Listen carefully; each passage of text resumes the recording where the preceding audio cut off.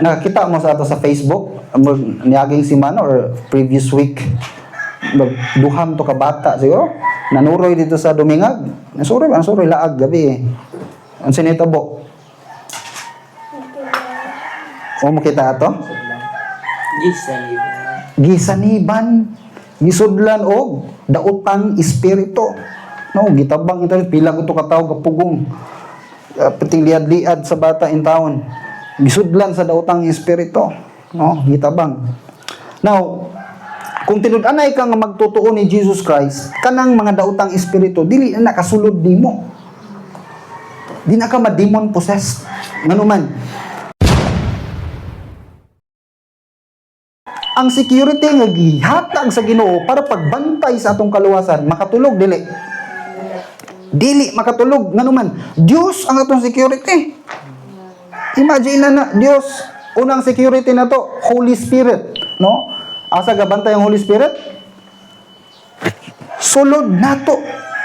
Ingon ang Biblia, sa diyang ituo ka sa maayong balita sa kaluwasan, ang balaang espiritu ni puyo sa imong kasing-kasing, sa imong lawas. Gihimo na niyang templo puy anan. So, gabantay dito sa sulod. Kasi gabantay, Holy Spirit. Unsa ang Holy Spirit? Dios. Gamhanan. Ingon ang Bible, kanang greater is He that is in you than he that is in the world. Mas gamhanan siya, mas bantugan siya nga naasulod nimo kay kanila nga naa sa kalibutan. Bot ipasabot, mas gamhanan siya kaysa yawa. Mao nang ang tao nga tinud-anay gyud nga magtotoo ni Jesus Christ, masudlan pag demonyo dili na. Dili na. Kaysa dihang nituo ka tinud-anay sa gospel, ingon ang Biblia, ang balang espiritu gisilyo sa imuha. Ari na siya nagpuyo sulod sa imong lawas. Unya kay mas gamhanan man siya kaysa yawa. Kinsa pa mang yawa o demonyo ha makaako, makasugakod og sulod nimo. Wala na. So kung tinud-anay kang luwas, magtotoo ni Kristo, di ka ma-demon possessed. Ano man, naay security guard nagbantay sulod nimo. Holy Spirit. No, og trabaho usa sa trabaho sa Holy Spirit, ingon ang Bible sa Galatians, na siya bunga. Nay bunga ang Holy Spirit, gugma, kaaghop, no? Kana joy, kalipay. So kana tanan manggawas na nga mga kinaiya, hinay-hinay na manggawas nga mga nindot kayo nga mga kinaiya sa usa ka tinud-anay nga magtotoo ni Kristo.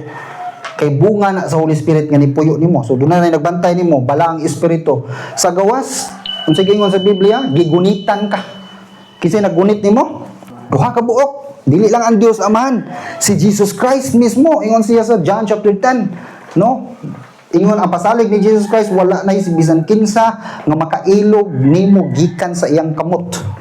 So bisag ilugon ka sa yawa, dili na nakailog nimo. Kay ang nag-secure nimo, ang nagbantay nimo, naggunit nimo, Dios. So Jesus Christ naggunit nimo.